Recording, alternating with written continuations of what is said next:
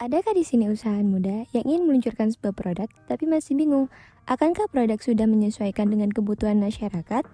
Atau bisa tidak ya produk ini bersaing dengan banyaknya kompetitor di luar? Mari kita bahas tentang marketing research. Seberapa penting sih riset pasar pada sebuah produk?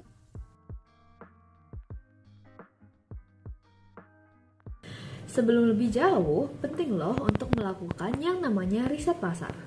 Apa sih riset pasar itu? Sepenting itukah? Riset pasar atau disebut juga sebagai marketing research adalah suatu aktivitas dalam strategi marketing untuk melihat apakah suatu produk atau jasa efektif atau tidak untuk ditawarkan di masyarakat umum. Tujuan dari riset pasar ini sendiri adalah untuk mengumpulkan data sebagai ide dalam melakukan pemasaran atau marketing. Fungsi riset pasar secara umum adalah untuk mengetahui dan menganalisis target pasar yang akan dilakukan oleh pemasar.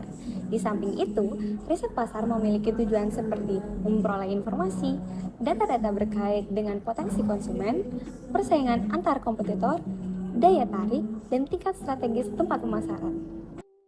Fungsi riset pasar ada 3, diantaranya evaluating, understanding, dan predicting. Evaluating bertujuan melakukan penilaian terhadap program maupun strategi pemasaran yang telah dilakukan demi meningkatkan brand positioning terhadap kompetitor lain. Sehingga pada marketing researcher atau kita sendiri sebagai pengusaha dapat melakukan pemecahan masalah dan membuat keputusan yang lebih baik. Dengan dilakukannya evaluasi pemasaran ini, kita dapat melihat dan meninjau setiap prosedur pelaksanaan bisnis yang sedang berlangsung. Hal ini juga meliputi pengawasan terhadap operasional, tren, demografis, hingga efektivitas penggunaan marketing tools. Selanjutnya, yang kedua adalah understanding. Dengan riset pasar, perusahaan dapat memahami lebih tentang preferensi pelanggan, perilaku, maupun kebutuhan konsumen sehingga dengan ini kita dapat menyesuaikan jenis produk atau layanan berdasarkan permintaan atau demand di pasar. Dan yang terakhir, predicting. Karena kondisi lapangan yang sangat dinamis dan tidak pasti, maka kita perlu melakukan yang namanya perakiraan guna mempersiapkan berbagai kemungkinan. Nah, riset pemasaran ini biasanya menjadi bahan dasar utama dalam menyusun strategi dan perencanaan bisnis. Kegiatan riset ini dilakukan secara sistematis mulai dari perumusan masalah, tujuan, pengumpulan dan pengolahan data, serta evaluasi sehingga menjadi laporan hasil analisis pemasaran terhadap kelayakan sebuah produk untuk dipasarkan.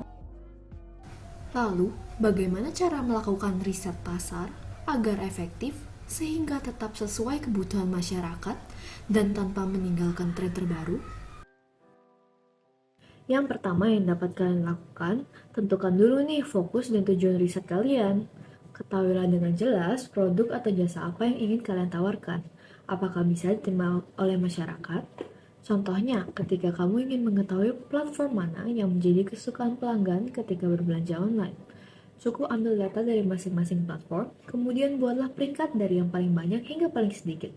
Begitu juga ketika melakukan riset pasar untuk produk atau jasa yang ingin kamu tawarkan.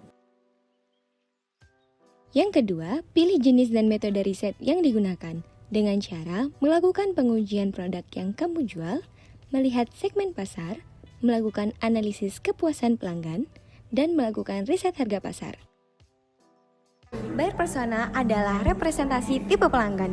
Buyer persona ini dibuat untuk mencerminkan profil pelanggan secara nyata, seperti data demografis, kepribadian pelanggan, hingga bagaimana perilaku mereka ketika membeli sebuah produk.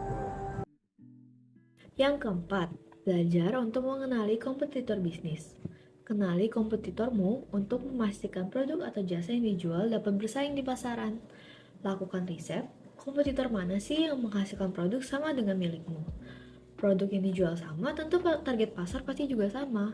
Dari situ kamu bisa mulai mempelajari kelebihan produk serta strategi bahkan promosi yang dijalankan oleh kompetitor. Yang kelima, memilih sumber pengumpulan data. Sumber pengumpulan data ini bisa dilakukan secara acak atau menyeluruh. Pastikan memilih sumber data yang relevan dengan target pasar. Hal ini penting agar kamu bisa mempresentasikan tujuan bisnis yang sudah direncanakan. Yang keenam, melakukan analisis data riset.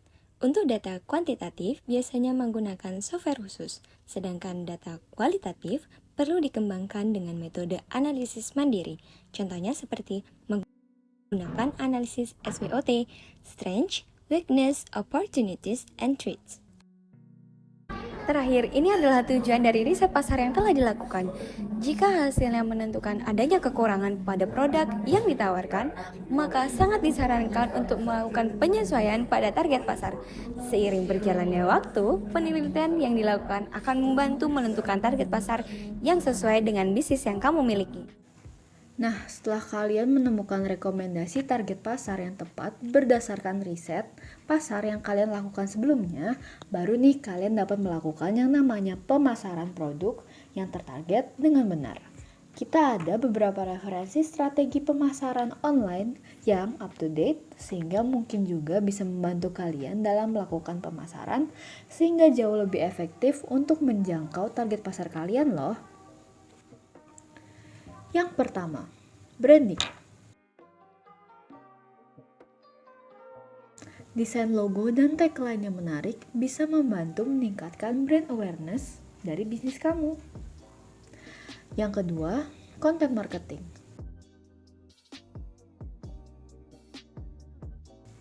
Buatlah konten di media sosial yang memberikan informasi produk dalam bentuk infografis, ilustrasi, video tutorial, ataupun ulasan dari pelanggan. Yang ketiga, search engine optimization. Teknik ini bisa kamu terapkan dengan mengoptimalkan kata kunci atau keyword pada konten yang kamu buat. Fokuslah pada kata kunci yang relevan dengan produk kamu. Yang keempat, search engine marketing. SEM memungkinkan produk kamu berada di peringkat paling atas pada hasil pencarian Google. Namun, untuk menerapkan strategi ini memang membutuhkan biaya yang besarnya dipengaruhi oleh target kata kunci. Yang kelima, email marketing. Hampir semua orang pasti memiliki email, jadi strategi ini bisa kalian manfaatkan untuk memasarkan produk kamu dan biayanya yang dibutuhkan tidak terlalu mahal loh. Yang keenam, customer relationship management. Strategi ini dapat kamu manfaatkan untuk menjaga loyalitas pelanggan dan menjaga reputasi produk kalian di mata konsumen. Yang terakhir, key opinion leader. Sebagian orang cenderung percaya dengan informasi yang mereka dapatkan dari influencer favorit mereka. Jadi, tidak ada salahnya loh berkolaborasi dengan para influencer untuk memperkenalkan produk kalian. Sebelum membuat strategi pemasaran, lagi-lagi kita ingetin, jangan sampai lupa untuk melakukan riset pasar. Gimana? Penting kan melakukan riset pasar sebelum memulai sebuah usaha?